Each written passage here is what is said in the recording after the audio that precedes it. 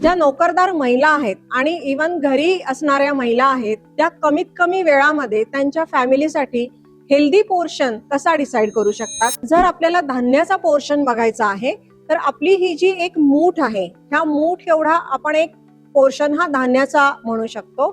आपल्याला जेव्हा भाज्यांचा पोर्शन डिसाइड करायचा आहे तेव्हा आपले हे जे दोन्ही तळवे आहेत याच्यामध्ये जेवढ्या भाज्या येतील तेवढा आपण आपल्या भाज्यांचा पोर्शन डिसाइड करू शकतो. जेव्हा आपण प्रोटीनचा पोर्शन म्हणतो तेव्हा आपला हा जो तळवा आहे, ह्या तळव्याचा जो मध्यभाग आहे, ह्या मध्यभागाचा पोर्शन जो आहे हा आपण एक पोर्शन प्रोटीनचा म्हणू शकतो. आणि जेव्हा आपण तेल किंवा तुपाचा पोर्शन डिसाइड करतो तेव्हा आपला हा जो अंगठा आहे, अंगठ्याचा जो वरचा भाग आहे, हा वरचा भाग आपण एका पोर्शन साठी डिसाइड करू शकतो. याला आपण व्हिज्युअल पोर्शन गाईड म्हणतो, जो आपल्याला रोजच्या वापरण्याकरता अगदी उपयोगी ठरतो.